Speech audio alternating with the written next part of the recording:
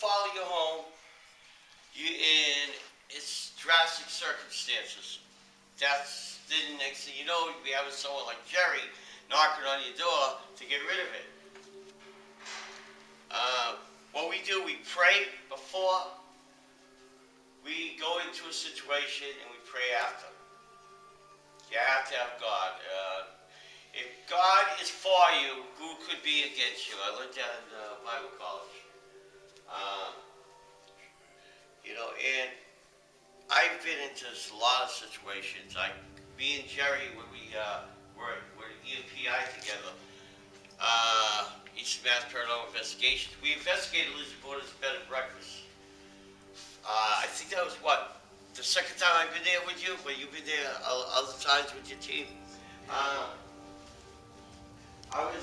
We decided to check out the basement. I went into the basement, and he went in one room, I went in another room. There's like two or three rooms in that basement. And, it was pitch dark. I had nothing but a flashlight. And I had my tape recorder with me. I'm asking questions. Jerry kept yelling in the background, in the back room. Who's Sarah? Who's Sarah? I said, who's he talking to? Is somebody down here with him? And I found out later that he saw an apparition of Lizzie Borden's birth mother, Sarah Borden, walk through a wall and talk to him. She said her name was Sarah. And what happened to me was I got thrown out of a chair in the basement. I'm asking questions, and the chair went flying, lifted up in the air, and something felt like hands just pushed my back and threw me off. And I fell onto the floor. My hat went flying like that. I'm on the floor like this. My flashlight's way over there. My recorder's way on the other side of the room. So I grabbed my flashlight to get my recorder, and we went upstairs. We asked Leanne Wilbur, who's the manager with Lizzie Borden's. Me and Jeremiah comes up the stairs. He says, hey, Sarah. I says, Leanne, who's Sarah? There's somebody working named Sarah? She's, oh, no, that's Lizzie's birth mother. I says, Jeremiah goes, oh, all right. That's cool. So, we just proceeded with the rest of the investigation, which nothing really happened the rest of the night, except I seen a shadow person walking back and forth, pacing back and forth in the hallway. I paid no mind to it. And then, I'm laying in the bed, and with my teddy bear and my Spider-Man jammies, that's a joke, I heard a sewing machine. An old sewing machine. I said, who's messing around with that sewing machine in the other room? So I take my flashlight, go to the next room. Oh, by the way, we stayed in the most active room at the boarding house on the third floor. It has the chest in it, the room with the chest. Crazy. Well, nothing really happened to us there, except one incident I'll get to later. So I come in, shine a flashlight on the sewing machine, and the pedal of it was moving, and it went cheep, cheep, cheep, like somebody just got finished sewing. Okay. Then I saw a shadow person again in the bathroom. I said, oh, who's in there? Nobody there. And then the next day, we get up before breakfast. I said, Jerry, did you cut yourself or something? It's on a shirt. White t-shirt was all blood. He says, no. I said, there's blood on it. It is? So he took off his shirt. He said, oh yeah, there is. What happened was, our theory is it could have been a reenactment of things that has happened here in the past, and for some reason, Jeremiah got blood on him. I don't know. He still has that t-shirt, by the way, somewhere. A lot of things you can't really explain. A lot of people would say, if you tell somebody that's ignorant to a lot of things with a closed mind, they would say, oh, no no sense seeing a ghost, or they would say, ghosts can't hurt you. Wrong. Ghosts are real. They can't hurt you. If you get something that's really, really angry, they're going to get you. They'll follow you home. They'll hurt you. Physically and mentally. And then, like Jeremiah might have explained, demonic possession. If it's a demonic spirit, yeah. Even if it isn't a demonic spirit, it can still hurt you. You get a spirit that somebody that passed on, that was a mean, angry person in life. They're gonna get you. They'll hurt you. There's old prisons that's been closed, full of all kinds of activity. The stuff that happens in those prisons at nighttime, daytime, doesn't matter. The energy there is horrible. Terrible energy there. Ghost Adventure's been to loads of prisons already. Zach Bagan and Aaron Goodwin and everybody, I'm sure, is a Nick Roth fan. Nick is no longer with it. Ghost Adventures. Those of you who watch the show knows that. But he's doing other stuff. He produces ghost stock and stuff. The stuff that happened there was really crazy. There was a time in one prison they were in, you might have seen this episode, where the audio went out. Nobody can explain why that happened. I don't know why that happened. But that's weird. Things happen. Anybody got any ghost stories you want to tell, or anything that happened to them? And I want to remind you, we heard everything, so anything you tell us won't surprise us. And you can go into as much depth and detail as you want. It's an open forum. And I also want to explain to you, we are here. If anybody has anything going on in their home they might want us to check out, we're taking new cases. And I have a paper here. You can give me your information, your phone number, and if you want to write down the nature of the incident of what's going on, that's fine. If you want to keep it confidential, that's fine too, because we believe in confidentiality is very important. We will not give your name or address or anything unless you sign a permission form for us to film in your home. We will not film in your home and put it on any kind of television program without your permission. I am in the middle of filming a documentary, by the way, called Ghost Chasers, Life of a Ghost Hunter. Just so I let you know, that film won't be out for a while yet, probably we're hoping next year. But anyway, come on up and tell your story. Who wants to tell a story? Anybody have anything happen to them? Yeah, don't be afraid. Nobody here is going to judge you. You have a picture? We're open minded. Lizzie Borden's house. Here you go, hon. Here you go.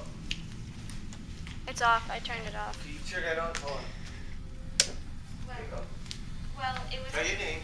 Hi, I'm Caitlin, and it was my friend and her grandmother over there, and she went to Lizzie Borden's house, and they took a picture, and they captured something on the picture, and I can't explain it, because she showed me, and no one else could explain it. Her boyfriend, my friend's boyfriend, told her about it, and we can't figure it out. And then also, we had another where in the window, it's hard to see, but I see someone's face is on the bottom of the window. I don't know if anybody else could, but it's like right around here. Pass it over? Yeah. Okay. It's like right on the bottom. It's like a very light face. Oh yeah. I can't figure it out. No. It wasn't there after we took the picture. Really? Maybe we didn't notice it, just noticed it when we got home. Yeah, I couldn't figure it out. I was into this and I was like, I can't even. I have a quick question for everybody. Because I am filming this, is there any reason do I have your permission to be adding all of this into the documentary? Because I don't want to add anything in if there's any issues or problems. Okay.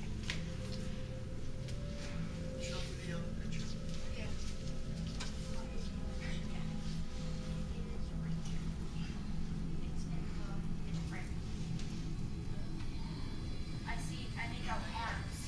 I make out like the body, The torso. torso, not the head. And she showed me other pictures in the room with that same thing, and they didn't catch anything in them.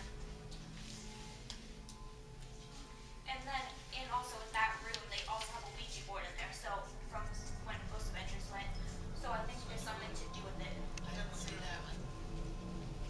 I think that has something to do with it in that room. Oh, wow. We're hacking it. Did you see this one? You think that was real? Yeah. And also with like the bigger bedroom in the Lizzie Borden house, you know, like it's like you can put money on the dresser. That I don't know what room it is, but I feel very when I went in there, my mom, I felt very a little bit uneasy. Stuff going on there now? I don't go in there, you know, but my mom had to sage me right after because I just felt very uncomfortable. Wow. And with what was it in the dining room too? I You was want like, to talk after Yeah. during the break? We're gonna have a few minutes break. I A little bit. felt After like Jeremiah something was going on we're gonna have in a there break. too. I felt like there was not many windows open in that room, Huh. and I felt like there was a There's no breeze. drafts or anything. No, and I felt like there was a breeze or something cold next to me, and I was just like, okay. Wow. Yeah, my mom's like, oh, it's nothing, and I was like, there has to be something going on. You know, you could be a paranormal investigator. You have it in your soul already. I can tell. There really is. And also, when I was younger, I went to my friend's house when I was like probably 10, and I got stabbed. I was sitting cross-legged on the floor, not leaning on anything, no one's near me, and I felt someone stab me in the back, in between my shoulder blade, and start rocking me. Oh, really? Did you have any scratches? No, No scratches. Any No. bruises? no, Nothing. nothing after that. Like, Wow, I just felt like that's someone stabbed me. I feel it every time I talk about it. I feel like someone stabbed me and started rocking me. And I was just like, okay, I'm not gonna have to Thank get you so very much for sharing that. You can see the reflection right there, and then you see the thing. Okay, we're gonna have Jeremiah come up, and then we're gonna take a 5-minute break so you can be able to. So, I mean, most times when I get called into a case for a demonic case, what demonology is, it's the study of demons, the study and behavior of demons. Demons have been around for centuries. They've been around longer than man. So I would normally already come in with my tools, which is simply a cross. The reason why we use this is to remind whatever darkness is around what Jesus has done for us, which is why we use the symbol of the crucifix. And then, of course, you know, every demonologist is different. Some would say their own prayers, some would do like traditional prayers like the prayer of St. Michael, the Lord's Prayer like I do. And of course, we use like holy water and stuff. Also use a lot of times anointing oil or blessed oil, same thing. It's just oil and water which has been blessed to show purification. And of course, as always, we also use the Bible. Two very main important keys in demonology, cross and the Bible. You know, nobody really knows why these things exist, why they come out. I mean, possession is very rare, but also we know it does happen from certain movies, other documentaries that are out there. But again, possession is rare, but it does happen. And not all demonologists do exorcisms. It depends on what the demonologist has been trained in. Some have just been trained to go in and look for any signs of demonic activity, whether, you know, like when they're interviewing the person, whether to see does their face change, the eyes, those can all indicate whether the person is possessed, or what to look for around the building or the house to see, you know, is there a demonic force in there? And most times you can sense it when you walk in.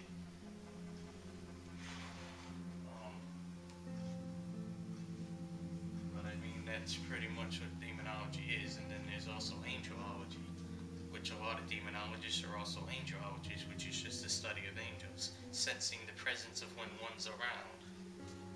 A lot of times when you go into a home, if there is a demonic presence, a lot of times I've taken notice from blessings that I've done for people, before, after anointing them, they have smelt the presence of roses, which is a very common sense. It represents like the Garden of Eden and Jesus being present. At least it's what a lot of others like to believe. Me, my mentor and teacher, which would be Father Ed Broderick, does teach me into doing everything. The spiritual counseling part as well as exorcism, if it is to be needed, as well as blessings and prayers and just, spiritual counseling. Me personally, I prefer more the term spiritual counselor, but people call me a demonologist. It's still the same thing.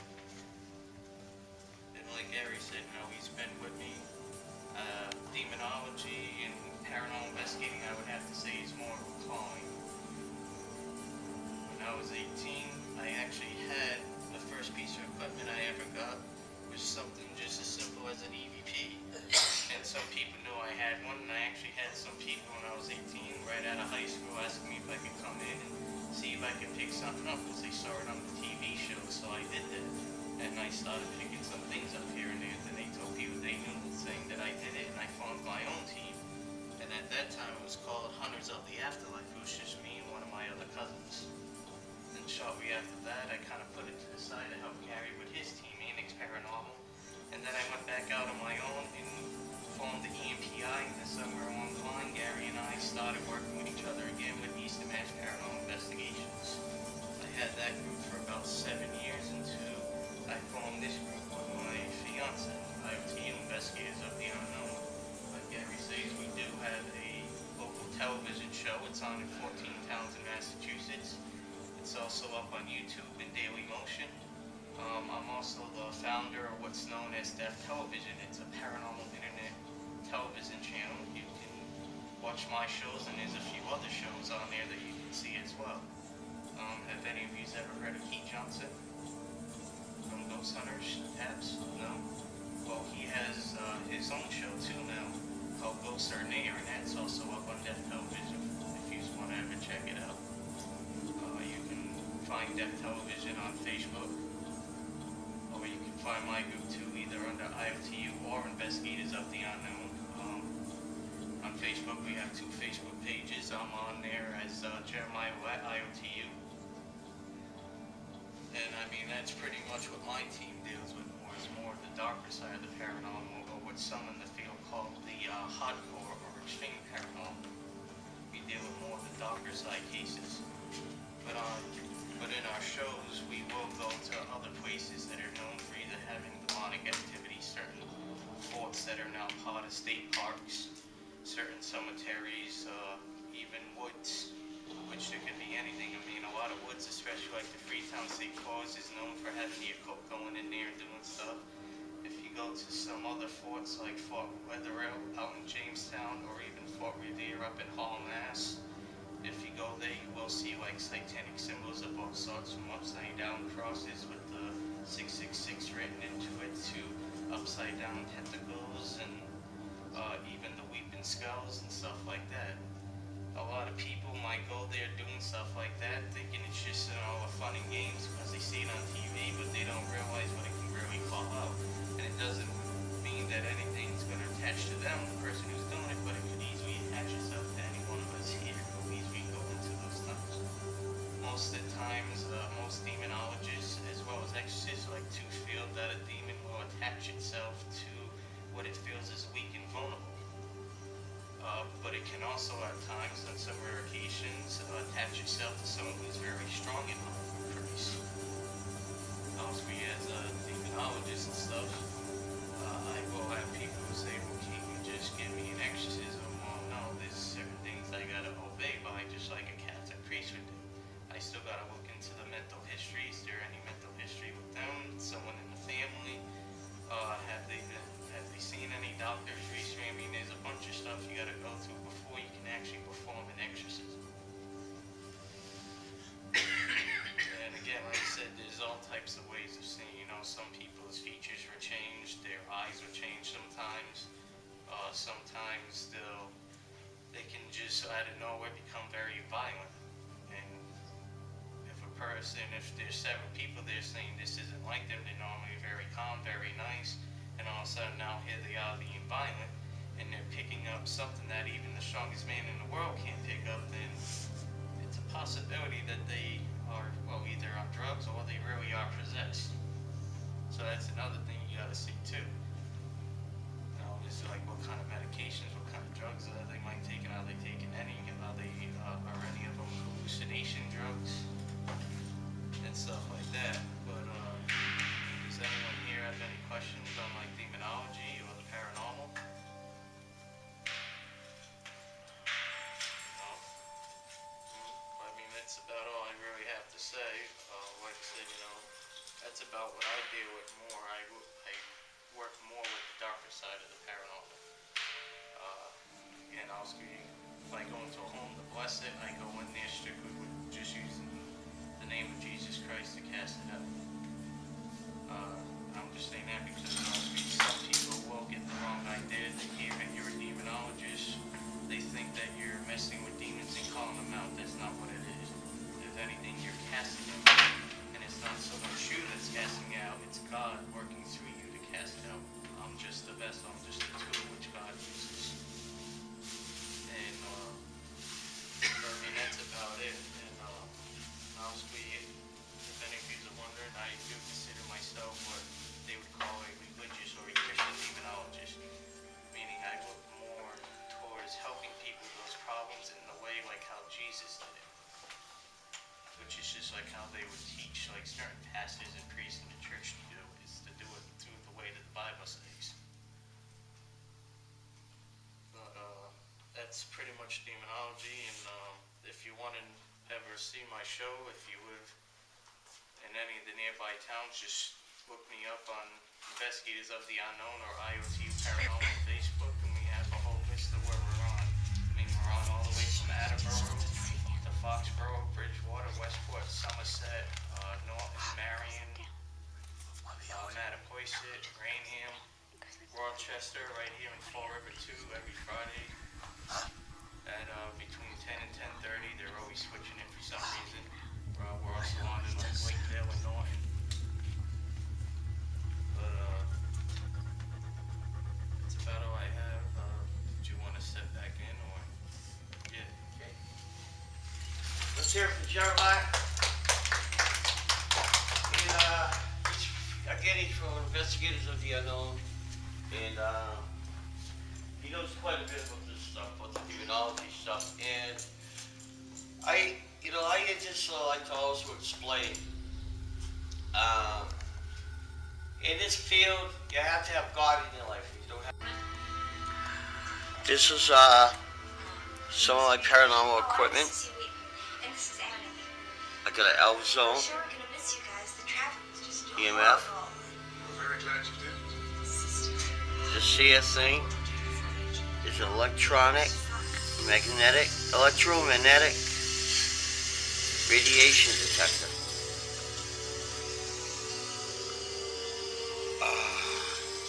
Right there. Here it is. Electromagnetic radiation detector. Compass. This here is my K2 meter. Motion detector. Gauge meter. Everybody knows what this is. This is my I don't know if you can see it or not. Maybe you can see it better. This here is my my laser grid. My cat loves the laser grid.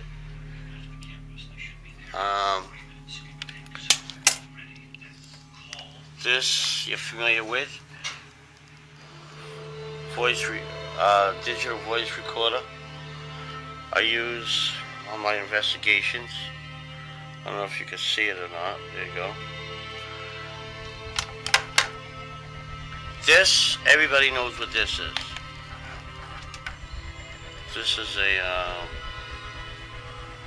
cell sensor.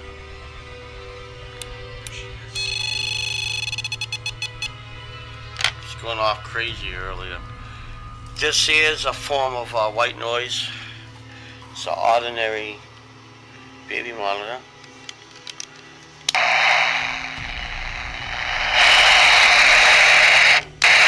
High frequency, low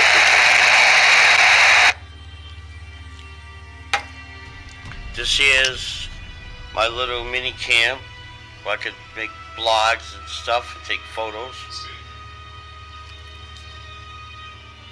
It was $100 and something, but I only paid $10 for it at Kmart, so it was a good deal.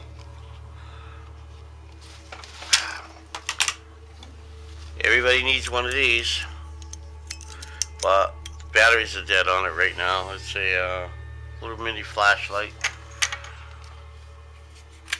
This here is, wow. It's 78 degrees in here.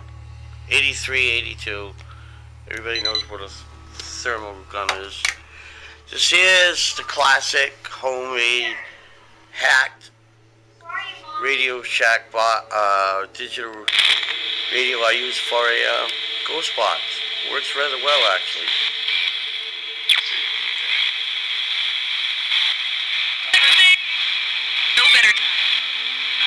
Pretty cool, huh? And every ghost hunter has to have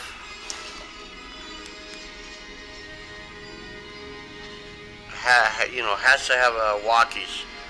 Because without walkies, one of us gets lost, we can't contact each other. We need this to communicate with each other, see where we're at, where each other is. And let me see if I can turn it on. Here it is. That's my my Stressio walkie. Shut it off.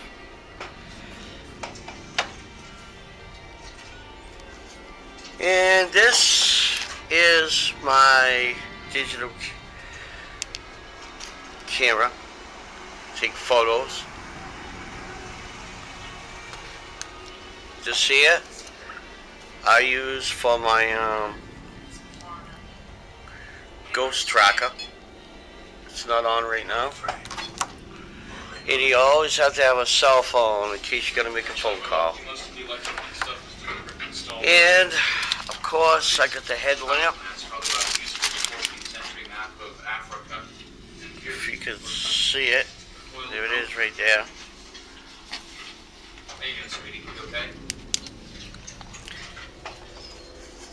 And that's it for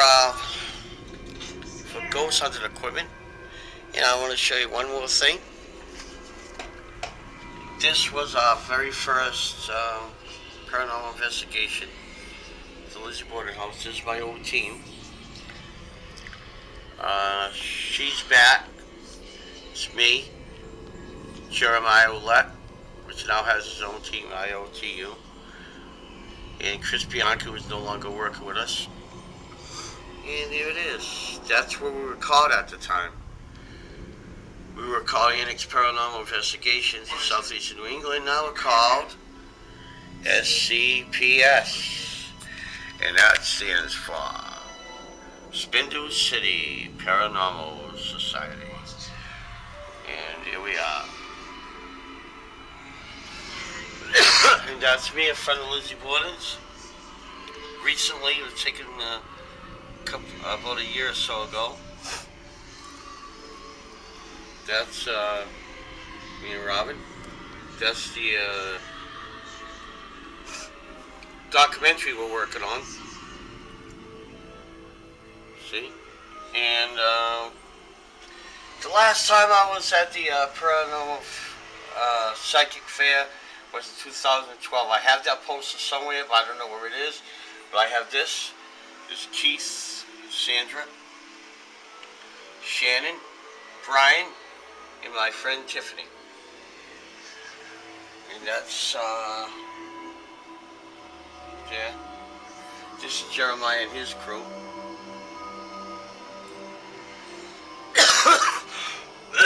homemade sign I made. And all my connections. There's Cody. SOP. Slaps. Dark Side Ink. And that's, I believe this here is Prison Paranormal. I'm not sure. Can't read it from here. And Seaport Inn. But they used to have the paranormal events, but oh, I can't find it, can I? Right there. And this is my cat Shadow. He's a good boy. I'm watching Rose Red, one of my favorite paranormal movies. This is something we know. Huh, creepy, huh? News from our nerve endings. And I got that Happy Hauntings. Well, paranormal friends, that was my vlog for, SCPS, Spindle City Paranormal Society. And we're going to be filming real soon, so hopefully as soon as we get this film on the road and done and printed, you could come and check it out when I have a special screening in your area. Thank you and have a good day. Bye, all.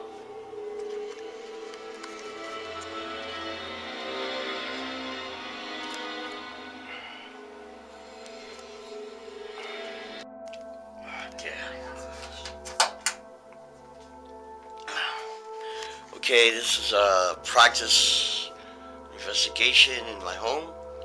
We got Robin here, so here we go. Hello.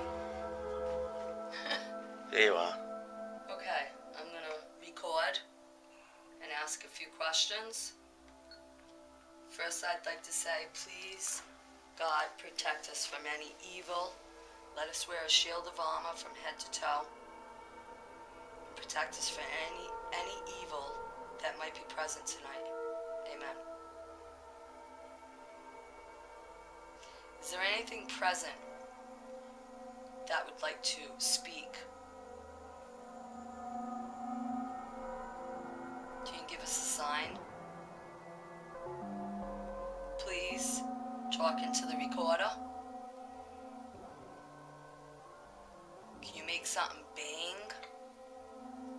Joey's snoring right now. So, if we pick up snoring, that is Joey snoring. Is there anyone who would like to come through? Is there anyone that has passed from any one of us in our family that would like to come through and speak?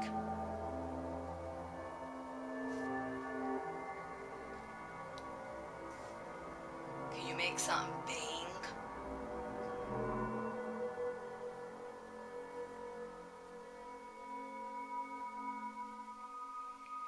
Is there any history in this apartment? Anything you want to tell us? Are you a male? A female? A child? Did anything bad happen in here? Please speak into the recorder or the camera. Show yourself.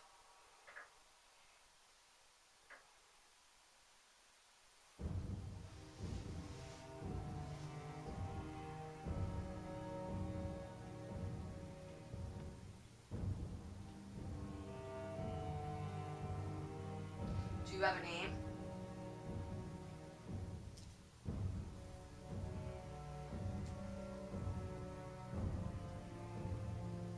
What happened to you?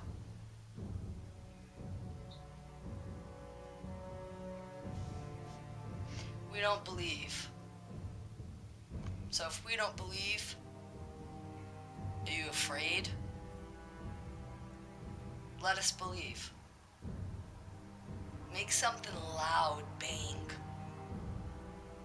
Have the cabinet bang. Show yourself.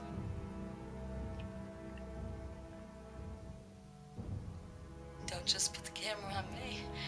Yeah. Spin it around. Want to go in your bedroom? Oh, the lights Yeah. are dark. The lights on. What should we take for equipment? K2, I guess, and the EMF. Yep. Okay. Should we bring the white noise box? To Whatever see you it? want to do. Yeah, white noise. Okay. So there we can clear. I'm recording this. Okay. I want to tell you something. The bathroom is freaky Okay. because we, me and Missy got chased out of the bathroom. All right. One night. Go bathroom? Yeah.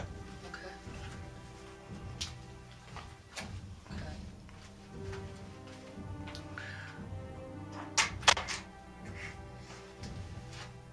If there was anything present. I don't know if you remember me from the last time, but there was but you growled and had a scream in this room, and you chased me out of the bathroom. Do you remember that? I'm gonna put on the white noise box.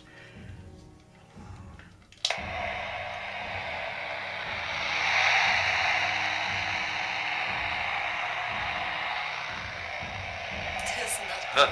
I was wondering who was standing behind me. That's the mirror. Yeah, Irene bought me that actually. Could you tell me who you were that chased me out of the bathroom that night? Are you a man or a woman? And now is your time to speak and come through. Make yourself present. Who's here with us right now?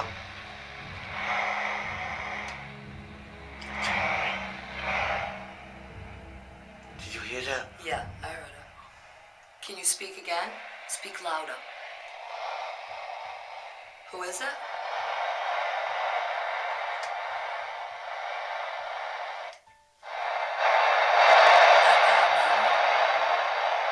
You don't have to put it that loud. They'll speak louder. Can you speak louder for us? A female? It goes out. Are you a female? It's only going out because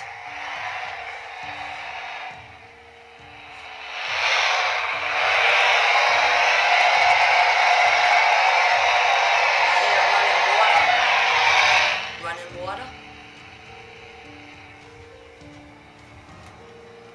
Just water sometimes goes on by itself. No.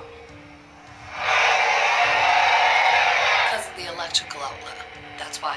Look Yeah. at it's the electrical outlet. Okay. You don't want to talk? You have nothing to be afraid of? Do you like it here?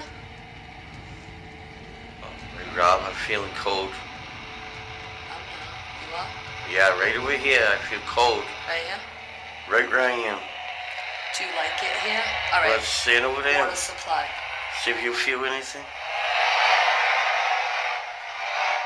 When it does that, it's because of the metal. Yeah. See? Yeah. See?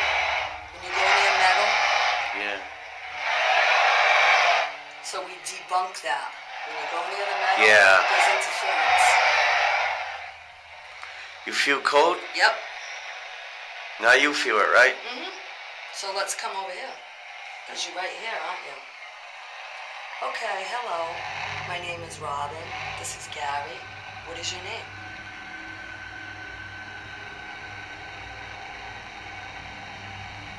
Susan.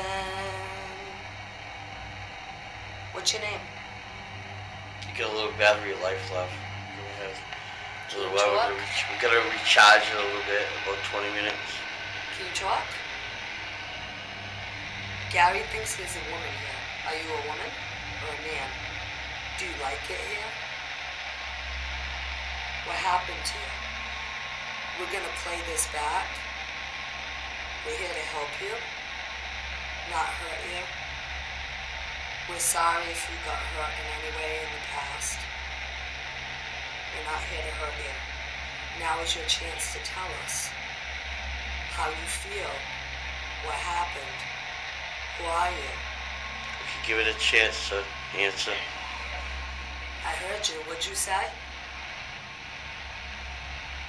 Say it louder, please. What'd you say? What'd you say? I hear that too. I have the recorder. Say it again. Slow down.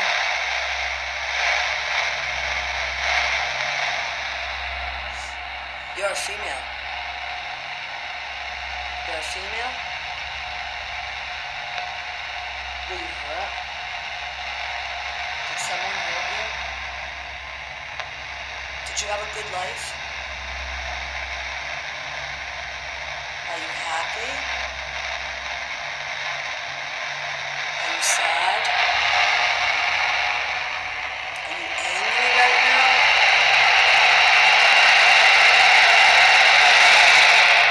Something's trying to come through. I'm near metal. Every time you go near the metal.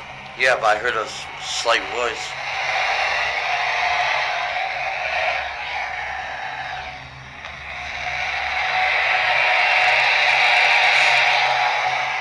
Are you angry?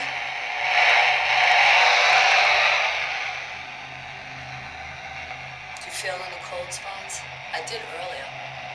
Over here. What? Did you feel it? Do you feel any more cold spots? Yeah. The whole room's getting cold now. It's getting freezing cold in the whole room, Rob.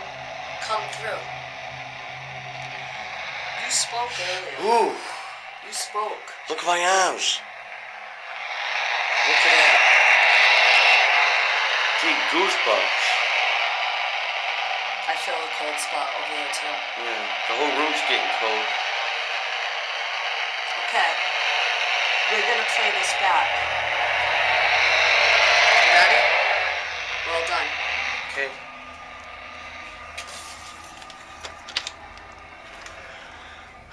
Okay, gotta. We just checked the bathroom out, and now we're gonna put this on a charger, and we'll be right back.